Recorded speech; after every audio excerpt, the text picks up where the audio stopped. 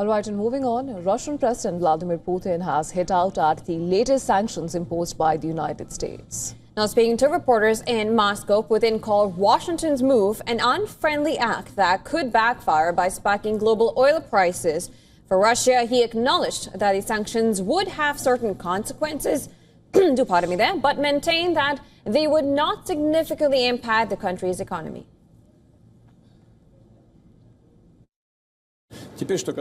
They are, of course, serious for us, it's clear, and they will have certain consequences. However, they will not have a significant impact on our economy.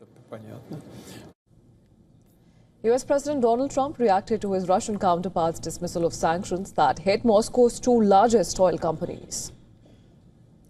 And talking to reporters at the White House, Trump suggested that Putin will soon feel the economic pain. Reports say that Chinese state oil majors have suspended purchases of seaborne Russian oil after Rosneft and Lukoil were hit with sanctions. The new U.S. as well as European sanctions are part of a broadened effort to choke off the revenue and supplies that fuel Moscow's fighting in Ukraine, compelling Putin to negotiate an end to the war.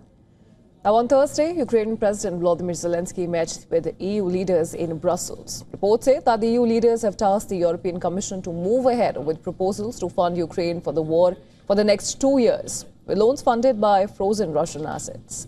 Now, the broadly worded summit conclusions, which pushed a formal decision to December, were adopted after marathon talks aimed at addressing the objections of Belgium, where the bulk of the Russian central bank funds are held. Addressing the summit, Zelensky said that Ukraine should be able to use Russia's frozen assets to purchase European and U.S. weapons as well as for domestic weapon production. He apprised the U.S. leaders with what he called Kiev's newest domestically produced long-range capabilities. He also claimed that it can reach up to 3,000 kilometers without specifying if he meant long-range missiles.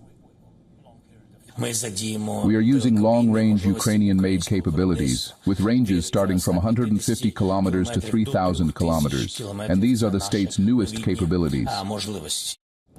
Now, there is deep division in Europe over military aid to Kiev and the West's approach to resolving the ongoing war, as is evident from Hungary's Prime Minister Viktor Orban's latest comments. He has called out the so-called coalition of the willing for sending weapons, money and personnel while accusing them of prolonging the conflict. Meanwhile, airspace violation allegations against Russia continue. NATO member Lithuania and 2 Russian military aircraft entered its airspace on Thursday. The Lithuanian military said 2 aircraft, an Su-30 fighter and Il-78 refueling tanker, were possibly on a refueling training mission when they flew 700 meters into Lithuania. The Lithuanian president condemned the incident, calling it a violation of international law as well as of Lithuania's sovereignty, and has urged action, while Russia has denied the incident.